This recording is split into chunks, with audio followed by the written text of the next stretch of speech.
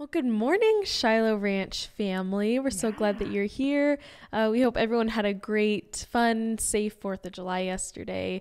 Hey, if you would just take a minute and share the stream. I know we say it a lot, but either A, your friends and family can see and join in now, or it's something that they can see and go back to later.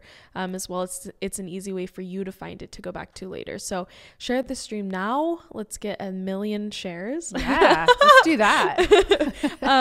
Yeah, but we're so glad you guys are here. We've been looking at the comments, seeing where everyone's from. So just continue to let us know where you're watching from and who you're watching with. We're excited to see you guys. Yeah, great job commenting. It is fun to see the different states. I can't help but wonder, how do you guys hear about this service all the way in like North Dakota? And where are you guys coming from? I love it. Great job. Thanks for commenting. We're about to go into an intro video. And so I just want to explain what you're going to see. We have a digital campus for the last, has it been going about 3 years? I think so. Yeah. We have digital packages that we send to some of the smaller communities, and we actually have a digital campus in Wickenburg, Arizona. Mm-hmm. And so that is what you are going to be watching. Just some updates for Wickenburg. We are actually remodeling a building right now. So we ran out of space, as you can see in the video. And we'll be moving into a new building starting in November. So if you're ever in Wickenburg, come by and see us. We'd love to have you. Yeah. Hey, we're going to head into the start of the service. You're going to see that Wickenburg video that Lacey's talking about. The follow video, we encourage you to keep following our social medias. And then we'll go into worship and just continue on with the service. So again, thanks for being here. Thanks for commenting where you're from, and we'll see you again soon.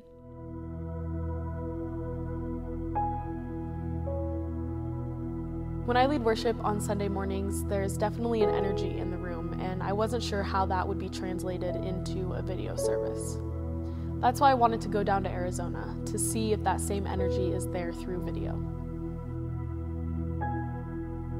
I grew up in church my whole life, and coming to Shiloh for the first time, I realized that there's a lot of communities that need to be reached. And it's super, super impactful to see the work that we're doing, filming, editing, photos, whatever it is. And to go to Arizona or places like Adel and see just the community it brings.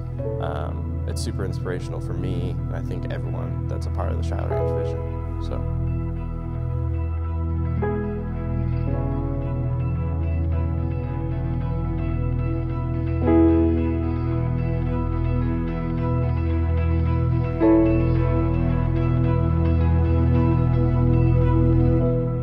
Sitting there, I honestly forgot I was even looking at a screen. It honestly felt like a normal Sunday in church.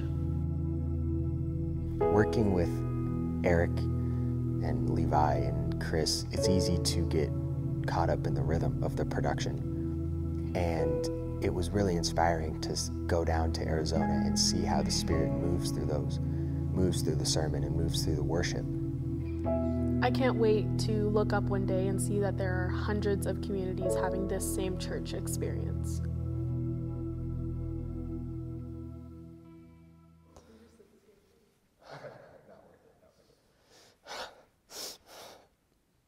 We're kidding.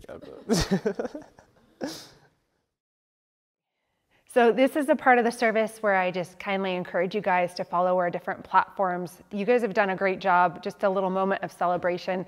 We hit 800 subscribers on YouTube this week. So great job. It's actually pretty hard to do. Every time that you share those sermons or worship videos with someone, it's a little glimpse into the church where people don't have to walk into the church building. They can watch it from their couch and just get a little glimpse of Jesus from wherever they are. So keep up the good work. A little goal, maybe we could hit 1,000 in the next month. We'll just keep you updated.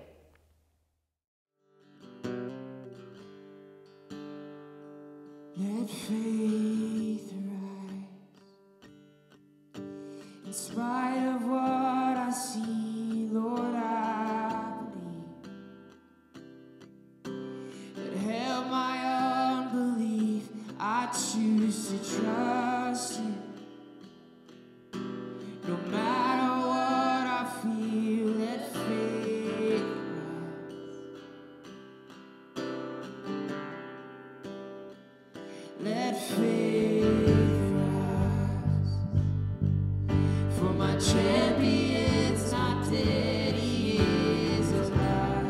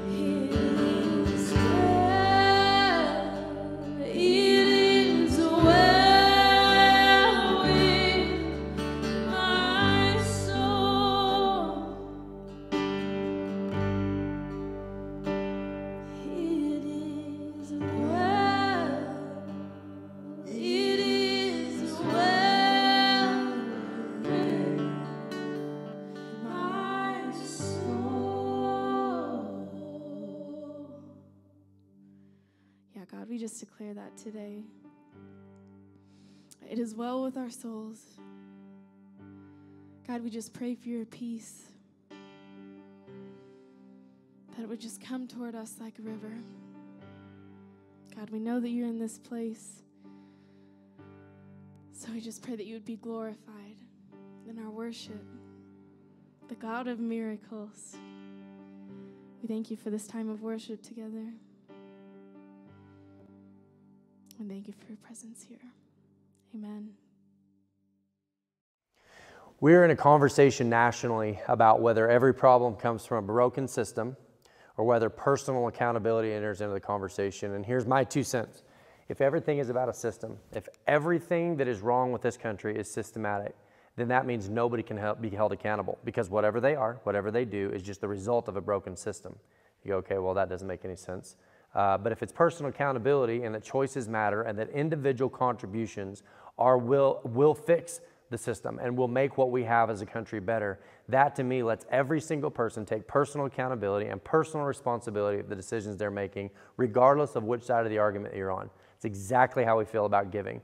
We know that you can come into a church and look around and go, man, they're doing a great job. And all of a sudden they becomes this separate, distant thing. But I want you to know that if you're watching this online, it's because of the contributions made by people who said, I believe that, I want to be a part of that. I want generosity and giving to be a part of my personal accountability. Don't sit back and go, oh, they. Our encouragement here is that our nation won't turn around until people take personal responsibility. And that's also true of the church, happens to be true of the church and the country, which can be rare. We want you to think about giving, contributing, be a part of the vision of what we've got going here to spread the message of what Jesus said and how to apply that to our lives. It depends on people like you that are watching online. Appreciate your help. You can text 77977. You text the word Shiloh Ranch. It's all one word, no space. It takes you right to the giving link with PayPal. You can give on the P.O. Box 177, Powell, Butte, Oregon, 97753 if you want to send something in. We've capped that giving at $1 million a week. Stupid joke, I've said it a million times. If you're here in person, we've got the giving boxes on the side of the doors as you walk out or in the auditorium. So there we go. Thanks. All right. Hey, if you guys missed the ways to give, we did put a comment in the comment section and pinned it, so it's really easy to find the different ways to give. So definitely reference that if you missed the video. But yeah, I think we're going to go into the sermon here in a minute. Yeah, we're going to go into the sermon. And just so you guys know, we see there's new donors that every single week, every single month, we kind of watch all those people. Your contribution, your involvement has made a huge impact. So thank you guys for your faithfulness in that. We're going to go into the sermon. It's a challenging one, especially in the times that we're in, a lot of ifs in our life. So take notes on this one, I would suggest. It's a good one to look back on. So that's all I've got. Yeah, and definitely if you have any questions about the sermon, write them down, put them in the comments, send us a message. Yeah. We'll try and get back to you on that. And then we also have our Monday night discussion tomorrow night. So you can always ask the question in that. But yeah, we're going to go into the sermon and we'll see you later. I'm gonna kind of keep banging the intention drum for a minute for the next probably, I don't know, a few weeks. I don't know. But what's interesting to me is how we can go through a pattern because it's what we've done before and never stop to think, why am I doing this? Lacey says all the time, like she doesn't want to ever catch herself in life standing in line, but she doesn't know what she's standing in line for. You know, like a group of people that are just standing in line looking at a wall because they think that's where the line is. You know, that's like one of her just personal fears is like, I want to know why I'm doing what I'm doing. And so we're here. We've put effort into being here. We're intentionally here. We've got people that are tuning in. We've actually got more people right now than we broke an attendance record in the digital services at Shiloh Ranch last week. Like people are making an effort to, in essence, be here or be a part of what God's doing right here. And I want to make sure that we understand why. I want to make sure that we're always referencing, but like we know why we're doing this. The intention is this, is that we believe we are going to see Jesus more clearly. You know, this idea of being self-taught is okay. It's okay, and I think to some degree we can be self-taught at certain things. But how many times do you know that when somebody is self-taught, so many times the things they teach themselves, you know, how do we know? I heard a guy say one time, it doesn't matter how much you know, it's if what you know is right. And it's my belief that God is going to bring our understanding of who he is to a higher level. And it's like a light, that the closer we get to Jesus, the more we're able to see everything. Nothing in your life doesn't stand to benefit from knowing Jesus better based on what his word tells us about him. That's why we're here. It's worth it. It is worth it. If we had to drive 5 hours to be right here, if that's what Jesus is going to do, then it's worth the effort. If you had to push 37 buttons on some sort of a device to get in here, then it's worth it. If that's what Jesus is going to do, then instead of going like, oh, I guess I'll go to church. What is it this week? What is it this week that you're going to take out of this and go home and apply to your life and watch God improve your life the way that it is? Okay, a higher perspective. Now, that being said, please be here next week. Please be here. Please tune in. Please make it a point, because what I'm going to do is I'm going to put the ball on the tee this week for next week. And so if you leave and you're like, well, this sermon was just okay. Well, it's not finished yet. James chapter 1, verse 2. You've heard it. Consider it pure joy, my brothers and sisters, when you face trials of many kinds, because you know that the testing of your faith produces perseverance. Let perseverance finish its work so that you may be mature and complete, not lacking anything. If any of you lacks wisdom, you should ask God, who gives generously to all without finding fault, and it will be given to you. It's not necessarily my favorite verse, and actually the more I learn about it, the more difficult I realize what we just read really means. I've got a dog right now, and his name is Rip. I didn't name him. I get asked that all the time. Oh, did you name him? Because I'm like, that was his name when I got him. His name's Rip. And he's got this thing that he loves to do. He loves working cows, but more than that, he loves riding in the bed of the truck and barking at cars when they come by. And I can't tell you what joy he gets out of it. I really don't know. But I know this, he times it up, and you can see him. He's like, they're coming. Ah! And he's into it. He loves it. And he's so into it that my other dog, Gus, my old dog, he's always in a bad mood. He's always grumpy, and you can see he's just like, get off of me. But he's so into it. My fear is, because they ride around a flatbed pickup, my fear is that someday he's going to be so in the moment that him or my other dog are, And so I made an executive decision, and I knew that it wasn't going to go over well, and I was right. I chained him to the little roll rack, and I scooted it over towards the passenger side, and that way he's not going to cause any damage to himself or the other dog. Now, fast forward. Now he's just mad. And it's a familiar, you could see it. It's not like I have some inroad into his mind or anything crazy. He demonstrates it so vividly that he's just so mad because he feels like, I can't even see the car. He's trying to look over and he's mad and he's just chewing on the chain. Just, if it wasn't for the stupid chain, I could be doing what I wanted to do. He's just mad. He's just shaking and mad. The chain to him represents something much different than it does to me. Because to me, I see the chain one way, and he sees the chain a completely different way. In fact, you can just almost see it like, if it wasn't for this stupid chain, I could be happy. I could be happy again. I could be back to doing the thing that I love the most in life, which is barking at cars. I still don't understand it. I would love to explain it. I don't get it. But you can just see that there's one thing standing between him and the life that he desires. Now, I am not going to preach all day about a dog, but the same chain that is saving his life is the source of his anger. Think of this. His source of anger is also at work saving his life. So it's a matter of perspective. Do you see what I'm saying here? So when I say that we come to church, I'm like, I want to know Jesus better, because if I can understand Jesus better, if I can have a relationship with Jesus, if I can see Jesus more clearly, I think there are areas in my life that if I could see them the way he sees them, they would quit causing me so much distress. Fair? So let's break it down. There's 3 parts. There's 3 parts to what James is saying. He's saying, consider it pure joy. That's why I smile, because imagine that you had a counseling session with me. That in itself is almost laughable, because I don't do counseling, because I'm really bad at that. Anybody who's gone through counseling with me would agree. and you were to go, this is what's causing me problems. I'm in a trial. I'm in this frustration. I would go, oh, you should consider that joy. It's probably the end of the meeting. Like, if you would say that to me, it's because you don't understand what I'm going through.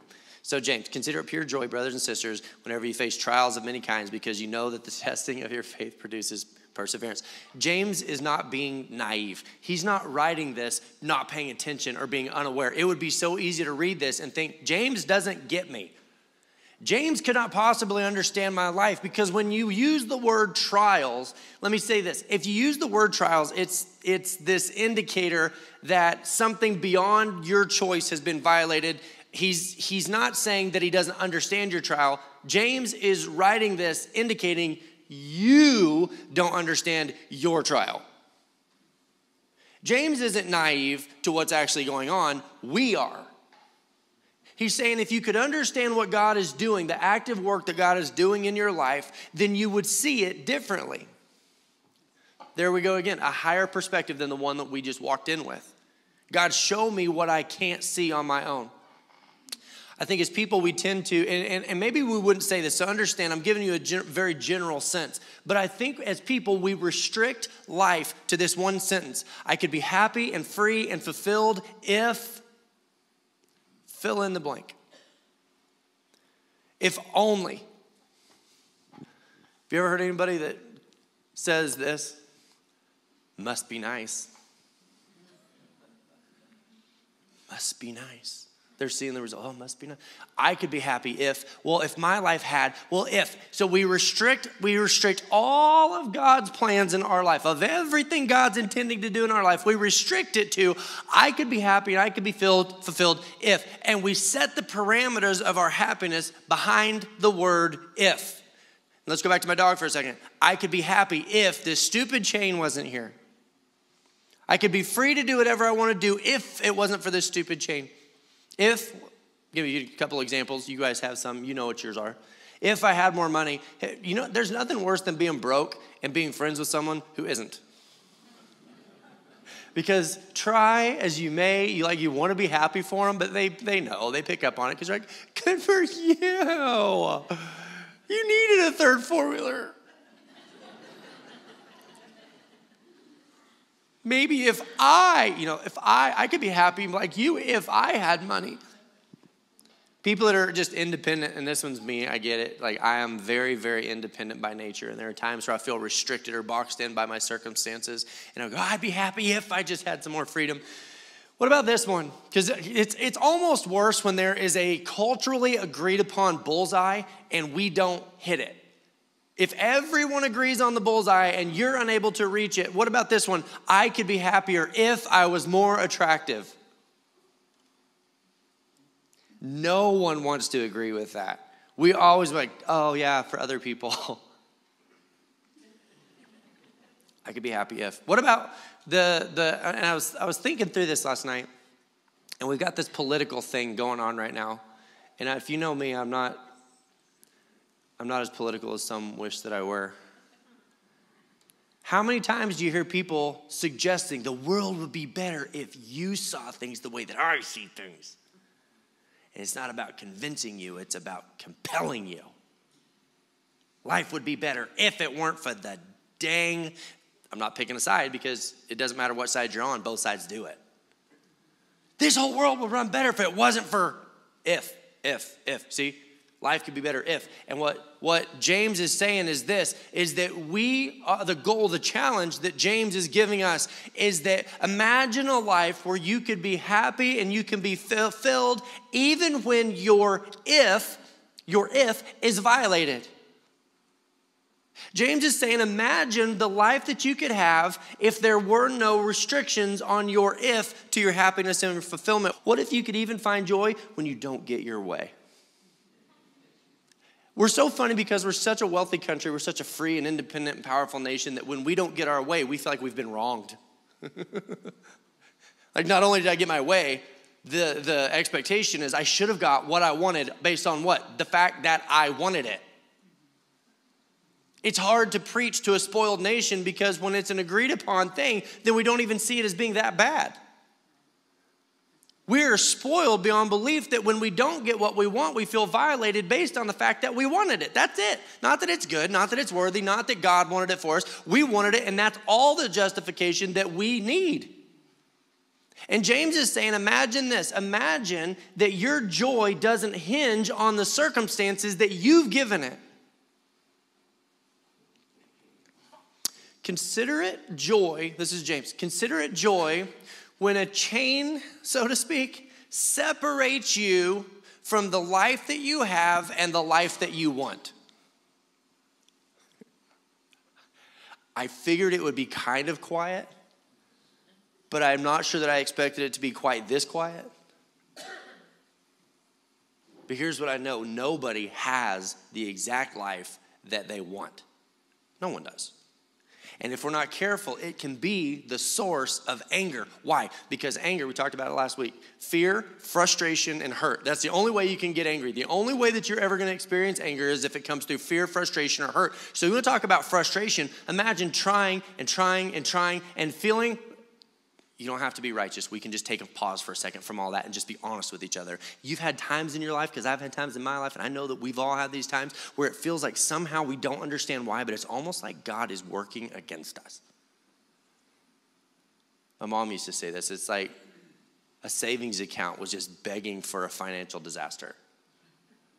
You save up a little bit of money. The minute you get a little bit of money saved up, what happens? Bam, it's gone.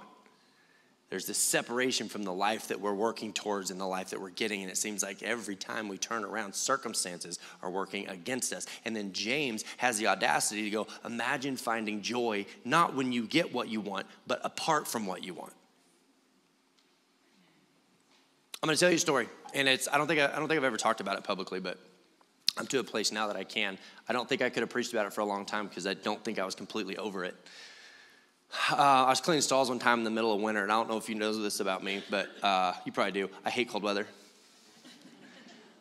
You do.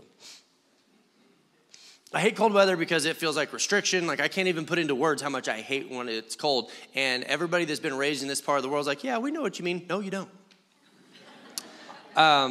And I was cleaning stalls one night, and it was so cold that what I was trying to scoop out of the stalls was frozen to the ground. And as I was trying and I was scooping, it was like chiseling it, and the teeth on the fork started to break, and it was dark, and it was like 2 o'clock in the afternoon. It's a true story. This is a true story. I sat down, and I very few times in my life will I say the word weep. Like I don't use the word weep. It's not a word that I use a lot. I sat down and I began to weep. And here's why I was weeping, is I said, God, what did I do wrong? It wasn't based on the cold. It was based on a separation from the life that I had planned for myself. I could not have felt further from the life that I thought I was going to live when I grew up. I thought I was going to work towards something, and I was faithful, and that God was going to reward me because I was taught, like, if you obey God, God will bless you. And I've never felt less personally loved by God than I did in that moment. And I was weeping. And the reason I was weeping was I was so frustrated. I was so overwhelmed in that moment because I thought, God, what did I do? What? Have you ever felt this way? What turn did I miss?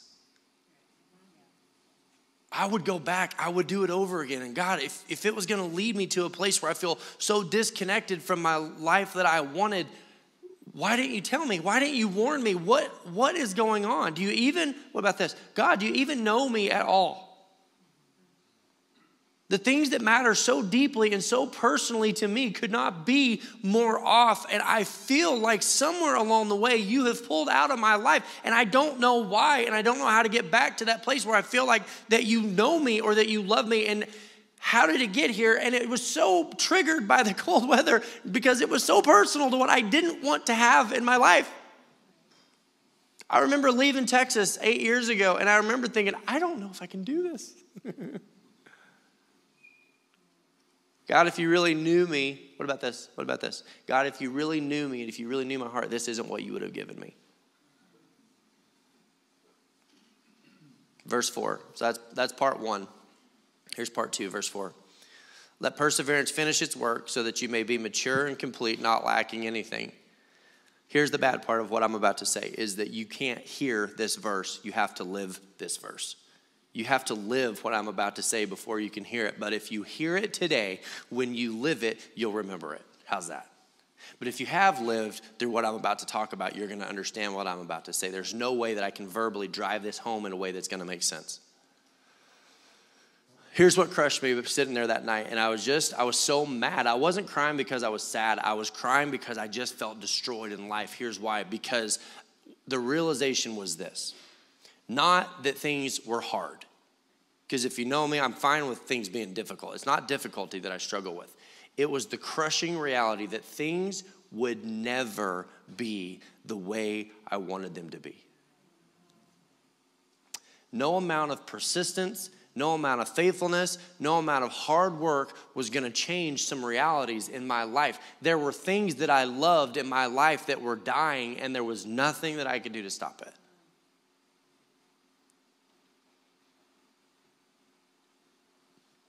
You know, in these years of faithfulness and working hard, and there was hope. Here's the problem. I had hope. Hope was the source of the crushing because I had hope that someday things would turn around, that someday this life that I'd worked so hard to achieve and these things that I was going to do, that it died. It died. Like, how many of you guys have ever been through, you don't have to raise your hand, obviously, but how many of you guys have ever been through a divorce and you go, this is not how I had this planned in my head when I was a kid? Financial ruin, you lose something, not you lose something that you can get back, but when you lose something you can never get back. This moment where you go, God, do you know me at all? Do you see me at all? That no amount of persistence or hard work is going to reclaim or recapture this. I worked and I worked. Listen to this. See if this sounds familiar. I had worked and I'd worked and I'd worked and I'd worked and it died anyway. And here's what happened in that moment. And it took me years to get over this moment. Listen, it wasn't like that moment, the heavens opened up and an angel came down. He's like, it's going to be okay. I felt like God just sat back and went, then if there's no more hope, I felt like God didn't give me an answer, and that's really what I wanted. Thought I was a failure. I thought I was a failure because I failed to produce the results that I had pursued. Have you ever felt like a failure in their life? And I thought life was going to go this way and life went that way. How did I end up here? So, one is, James says, find joy even when you don't get the things that you wanted. Two says that God is at work in your life in ways that you wouldn't understand. This persistence of God, the persistence of God, he is producing in your life more than you can see. Like he's at work in your life and you can't see it. And he doesn't have to show it to you. That's the other thing that we do. We're like, God, show me what's going on. Verse 5 in my mind. Verse 5 is where this all starts to kind of come together because I don't know about you, but I was just angry all the time. I was just angry, and I was angry based on frustration, and I was frustrated based on circumstances that I could not change. I could not change the circumstances no matter how hard I worked, and it created frustration, and the frustration turned into anger, and it wasn't like I was mad at anyone. I just hated myself. I just hated myself because I felt so unable to fix the things that I wanted to fix. I've never felt less competent as an adult, and this was only like 5 years ago. Verse 5. We got to get to verse 5. We got to work through this to get to verse 5. It says, if any of you lacks wisdom, you should ask God, who gives generously to all without finding fault, and it will be given to you. Did you notice something real quick? And this isn't what the sermon's about, but then when you begin to ask God for wisdom, God says yes, period. The only thing that's going to rob you of the wisdom that God gives you is your own doubt that God wouldn't do it. But it says, if you lack wisdom, you should ask. So consider it joy. God is changing you for the better. But the third point is kind of the solution, because it doesn't help us to understand the problem unless we believe that there's some sort of a solution. What a terrible sermon if I just spelled out the problem. I'm like, yeah, so I don't know. The feather is never the feather, and let me explain what I mean by that. Rarely as people do we hold on to bad things. We don't hold on to bad things, because if we held on to bad things that we knew were bad things or addictions or things that were hurting us, then the problem is this. When there was enough pressure, if the world applied enough pressure, we would try letting go of it to see if that fixed our problem. Okay, fine, I give up, I quit. I'll give you that last final bad thing that I had so that I'll see if maybe that will work. The problem is not that we hold on to bad things. It's that as people, we tend to hold on to good things too tightly. We're not holding on to something bad. We're holding on to something good. We hold on to it too tightly. Our if, it doesn't say like, I would be happy and I would be fulfilled if God gives me meth. We would probably all agree like that's probably not good. It's probably like a bad if for your life. I mean, something that we could universally agree on. But we hold on to good things too tightly. So the feather's not the feather. What I mean by that is, how many of you guys, it'd almost be easier if I said how many of you guys haven't. How many of you guys have ever seen Dumbo?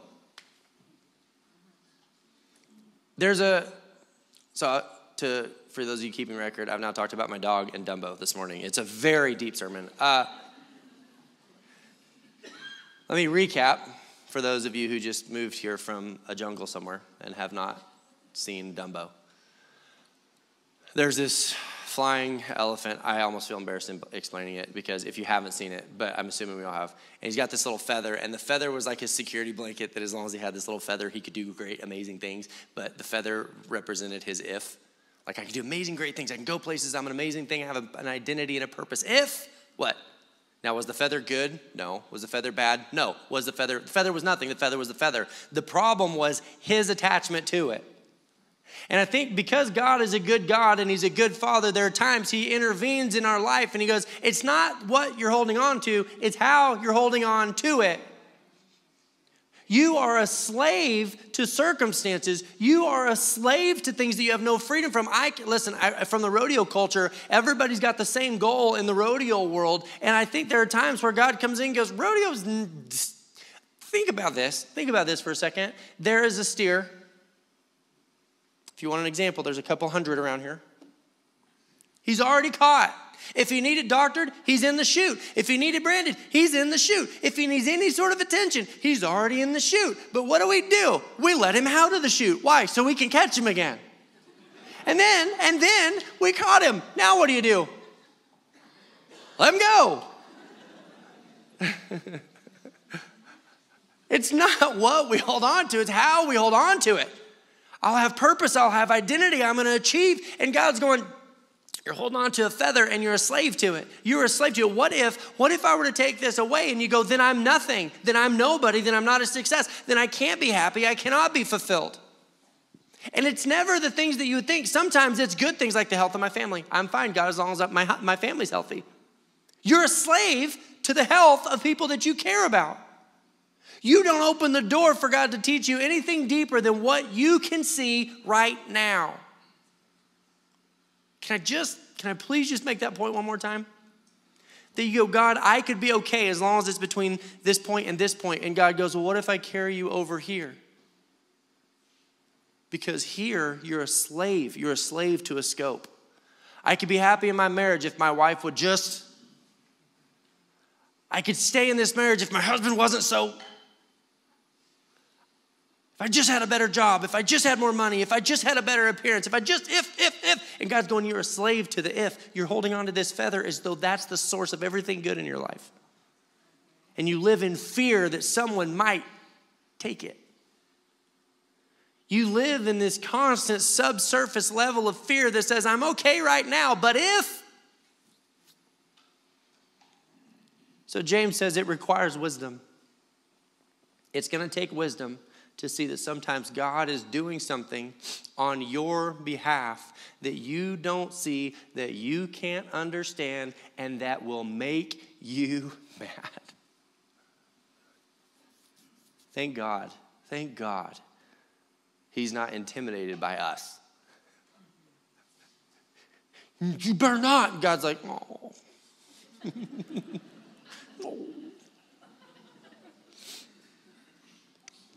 Isaiah 55, 8 and 9 says, for my thoughts are not your thoughts, neither are your ways my ways, declares the Lord. As the heavens are higher than the earth, so my ways are higher than your ways, and my thoughts are higher than your thoughts. And how many times do we really deep down not believe that's true? God, if you really loved me, you would do it my way. God, if you could just really understand me, then there's a way you should be doing things. And we're saying, God, my ways are higher than your ways. Imagine the freedom in our lives. It's going to be hard because if we have a feather, we usually hide it. In sermons like this, we see it coming and we run to the safe in the back of our mind, in the back of our spirit, in the back of our heart, and we lock away our little feather and we're like, we won't even consider that may go someday. Take it all, God. Yeah, what about your identity? Well, but no, not that. But I mean, anything else. We lived in our family, we lived through the loss of a child. My little brother was killed in a car accident, and I wouldn't wish that on anybody. I would not wish that on anybody. But beforehand, I would have, even in my young age, thought that would be the thing that guaranteed to destroy a family. God, take anything, but not that. God, you can do anything in my life, but not that. And now on this side of it, I go, God, if we could survive that.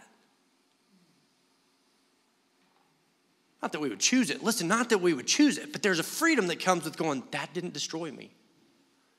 It's like that first moment where we survive on the other side of an if that we put into place and we begin to fly again, and we don't know how we're doing it because we don't have the thing that we thought we needed to be okay. And God's going, you're experiencing freedom despite your expectations.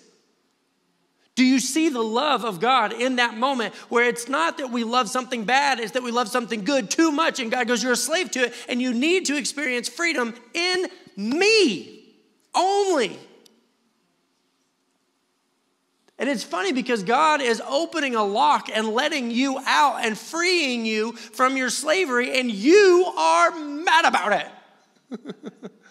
We're just chewing on this chain like the restriction that is saving our lives. We're like, God doesn't love me.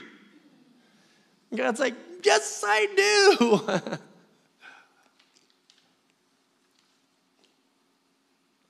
What if God, in my life, Jordan, because here's the thing.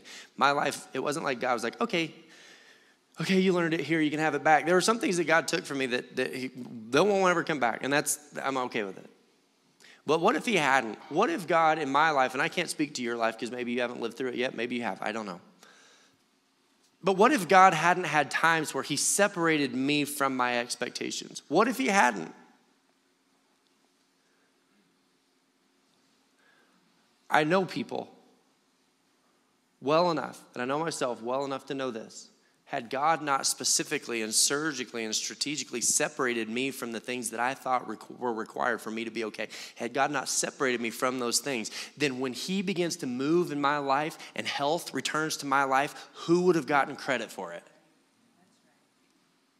I would have become more enslaved the better things became. I go to Judges chapter 7, verse 2, and we're about done. You'll know we're about done because I'm going to close my computer. It's still open, so I'm not quite done. God's about to call Gideon to battle, and Gideon is going, okay, but if we're going to battle, then X, Y, and Z, and God just begins to wipe him off, and he goes, you got too many people, and Gideon's like, I think I have not enough people. I mean, how many people are enough to go to battle?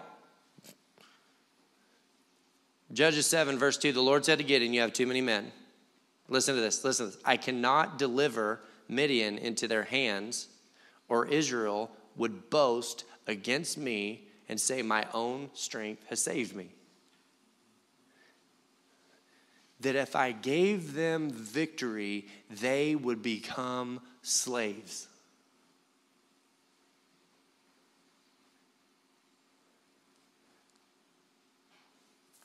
There's only one way.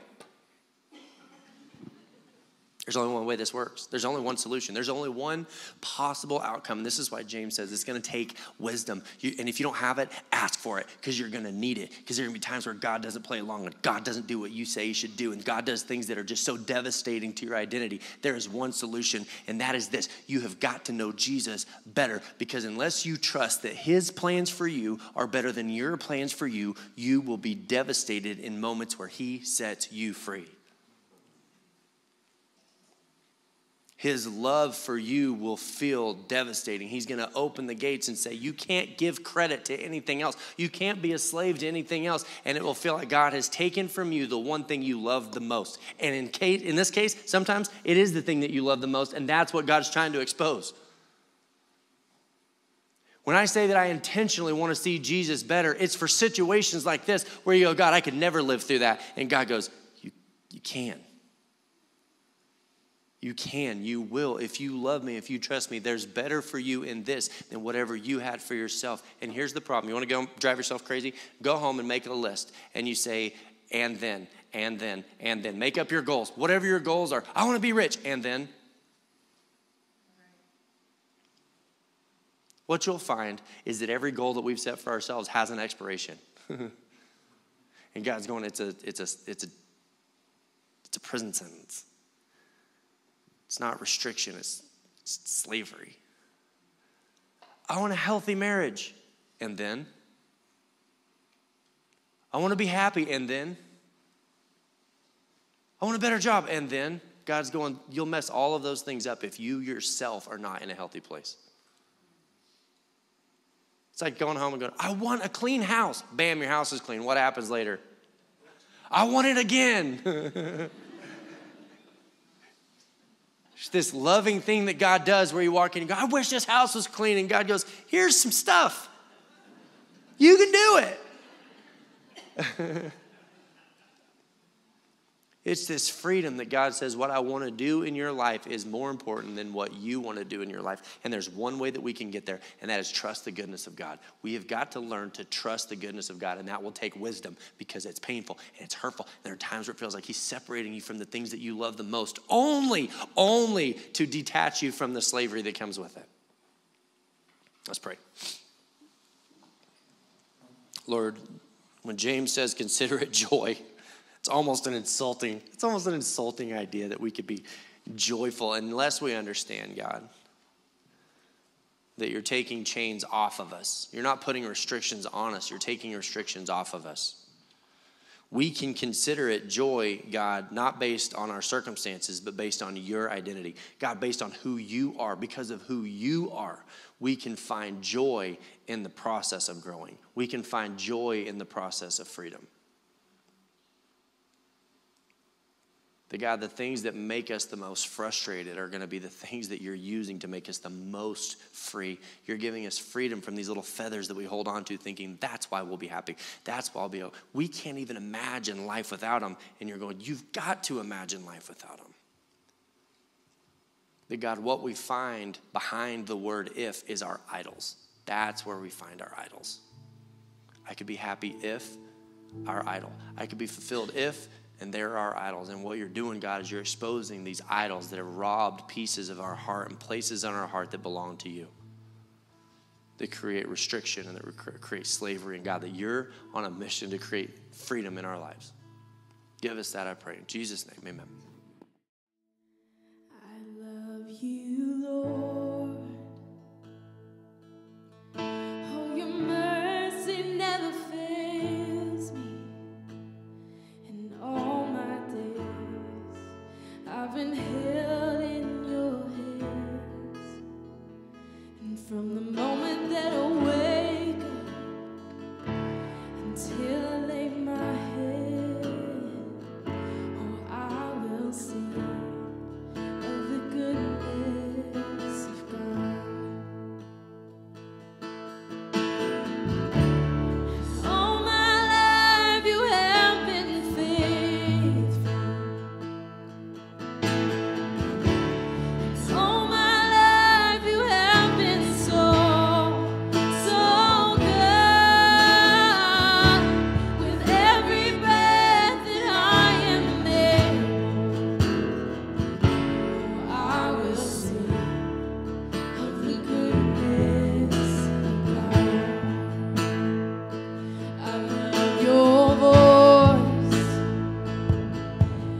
You will let me through the fire in darkest night. You are close like no other. I've known you as a father.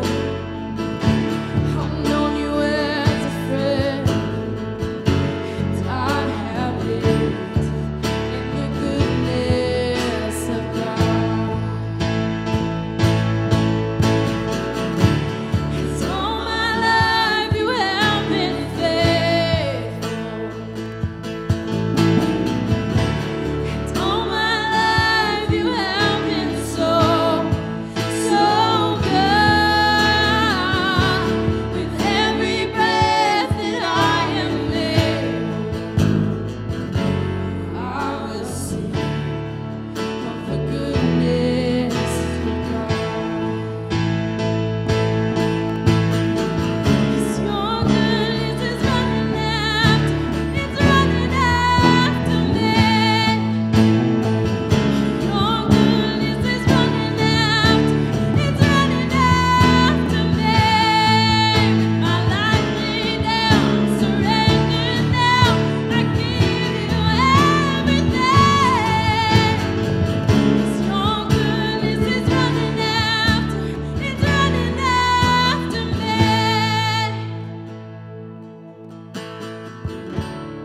All my life you have been faithful. All my life you have been so, so good. With every breath that I am able,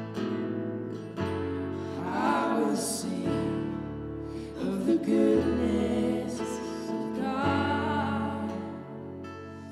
I will sing of the goodness of God. I will sing of the goodness of God.